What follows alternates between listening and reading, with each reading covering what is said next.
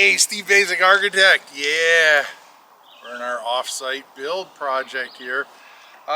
Today, we're going to talk a little bit about water management. Now, we don't even have a building yet, and we're talking about heavy water management, not light water management. So, quick background on the hydrology of the site. You can see this backside here, we've excavated upwards of about 12 feet there. Notice the lower 6 feet, at least from where I'm standing here behind me through that corner, there's a lot of rock ledge. But beyond looking at the rock ledge, notice we actually have moving water being secreted from that rock ledge there. And I've been out here at other times where we've seen that pattern with a lot more water than it's a pretty dry day, I guess is what I'm trying to say today. But you've heard me talk before about projects in that as we do them and you dig the hole, you want to be out here. I always tell people, hey, go out there on a rainy day. If you really want to understand what the hell's happening on your site, be out here with an umbrella and a downpour. See what's happening with the water, see where the water's going, where it's accumulating, right? Because you really don't understand the risk on a sunny day. I mean, a day like today, you see a little seepage, you say, yeah, no problem. But we've had the benefit of having the homeowner out here at different times, out here in the rain, and saying, hey, we have a lot of water that's coming down the hill here. So why don't we grab the homeowner? He's just pulled up, and we'll go over there, and we're going to talk a little more closely about what we saw was happening, and then how we applied water management to manage that risk. So let's catch up over at the ledge. All right, so we made our way over to the ledge. Now, understand, Josh the homeowner, is here. Josh, what's the elevation at the top of the hill from here? 300 feet. 300 feet. So we have about 300 feet. It's probably something like about a 40-degree angle. Yeah, it's a pretty steep hill. So when it rains, it rains, and you pay for it on the low side of the hill. But you can see here the makeup of the ground. We have our soil up at the top there. We have some mixed stuff there, but predominantly for well over half of this part of the excavation, we have solid rock here, rock ledge. It's not a hard granite, but this allows water to move through, and you can see as I pull through here, you can see water actually just running down through there, and that's probably true of a lot of locations here. And Josh, I know you've been out here when we've had some heavier rains, and I was out here one time and actually have pictures of puddles of water. Absolutely. Literally sitting out there. And so for those of you that don't understand, if this was just all sand and gravel and dirt, the water would come down, it would be able to uniformly mix through that system. The ground would have a certain level of retention capacity. But the minute you start putting rock into it, you change the flow direction of water and the hydrology of the site, because the water can't penetrate it unless there's cracks or fissures or whatever in the stone, which is what you're seeing some here. But you're also seeing all of that groundwater coming down, hitting the top of the stone and kind of either making its way through it or coming over the top because it can't penetrate it. But the reality is that we have a lot of water that has the potential to accumulate down here, and we're talking our foundation wall is going to be right here at my feet. So, there was the potential that our foundation wall would be more like a dam. Exactly. And to avoid that, we actually put down a 10-inch pad of 1.5-inch rock that we're standing on right here in front of me. And basically what that is think of it as a giant drainage bed, right? So the house sits on top of that drainage bed. Water then has the ability to come down and continue its natural migration. So you can think of it however you want. The house is floating on top of the stones, or You know, it's just sitting up as a raft on top of this stone bed. But we didn't stop there either, right? We have that, and we have that system of water management that we know will work.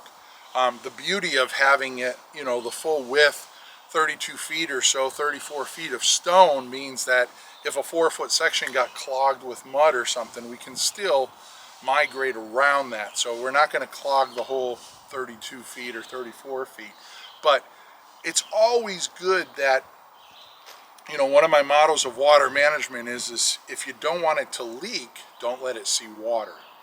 And so we have a 6-inch drainage pipe that basically comes out of that corner and down here, and right at that stake, right, Josh, is where it turns 90 and basically goes straight down there. And it's a perforated pipe that's in a filter sock that's buried in a stone trench here. Right. And so the idea there is that any of the water that comes down, hopefully the first place it finds is that pipe, and it goes away so that the underslab here doesn't even get challenged. So while we have that system of 1.5-inch, 10-inch deep bed of stone, that's our secondary water management risk system. Our primary is this 6-inch pipe that's going around and acting like a collector. It's going to take that water and bring it down and run it out. Now, you guys put a stake there. I won't tell your story, but go ahead. Tell us why we got that stake in the corner. Yeah, that's for a clean out. So the important piece here is, again, the perforated pipe. Holes are facing down in this case because we want it to be able to, like any water that's starting to accumulate, has that positive place that it can move to and then drain. The stake here with the clean out will go to the surface, and that'll allow us to make sure that if we ever do have a clog in either one of these legs of this pipe, we're able to clean it out and kind of restore that drainability. So anything that is in the 1.5-inch layer should be able to at some point get into that pipe before it starts to rise up and accumulate. And it's one of the beauties of the Superior Walls product, is because there's no traditional footing that would create additional complexity of having a dam potential. Having Superior Walls naturally set on stone by the design just really accommodated what we were trying to do, which was take it up even a little bit further and give that drainage plane and that water someplace to go. Yeah, you can see this tighter stone here, which is actually the bed for that superior wall, adds at least about another 6 to 8 inches of stone pad that the water can also migrate through. So yeah, great point in that when we put the wall in here, you're not backfilling, or you're not creating this dam with the footings. Now there's ways that you've seen me before, I've put laterals in footings and such, but this is a far better way that the water just moves right underneath the system and will, like I say, make it somebody else's problem. But yeah, we can just take a walk down here, I think, and give people the sense of what's happening here. Now, the important thing about, you know, that 6-inch pipe, even though the house, you can see, goes out and around over here at the sunroom, that 6-inch pipe just goes straight here because it has the ability to accumulate water in both directions, right? It's just basically a big ground drain. It doesn't really care where the water comes from, and because it's at the lowest level, like Josh said, the hope is that all of the water, as it rises, will find that low point and it'll get rid of it before it rises high enough to become a problem for the house. So that pipe just simply runs literally right along the string here. And we have the guys, you know, they're prepping for the footings and such here for the wall, but you can see here, just clean that off a little bit, you can see we have the end of that drain pipe right there that will continue. It'll drop down into that footing system, capture the water there, and actually it's going to turn the corner because we do want to be good neighbors. I know I say let it be somebody else's problem, but we can't dump it in their backyard. That's right. So we have to turn the corner, take it all the way down to the other corner, and then we'll dump it off the side of Josh's property here, so that hopefully that water migrates into the ground before it makes its way down to the neighbor's property. So Anything else, Josh? Yeah, well, I want to give you some credit here because I've been listening to you and to the other members of the Build Show Network and Matt Reisinger, and this is kind of a traditional belt and suspenders approach to the water management. You talked about water management systems, down and away, you know, get it down. The water's coming down because we actually took out the ledge. As soon as you take out the ledge, now there's no more impermeable surface that water's trying to run against. So now it wants to go down again. And the only place that it can go is under the house. So we had to give that a place to go.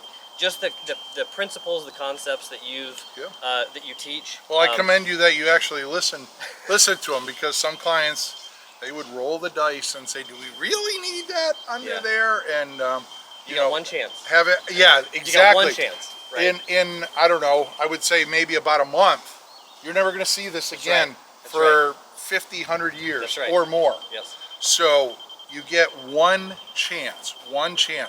And I know you've heard me say it, but you want to know what the #1 killer of buildings is in America? You guessed it, water, right? And it's not only water that comes off the roof, water that goes in through a leak in a window. It's water that can come up from the ground, can be just as much of a killer. I mean, imagine building a house like this, and then you go into your basement one day and there's 3 inches of water in it, right? The big question is, what do I do now, right? So we're trying to prevent that scenario. So, Josh. Ideally, the foundation walls will never see water. They're completely surrounded by stone, completely giving the path of water, the path of least resistance to get out and away. And we should never.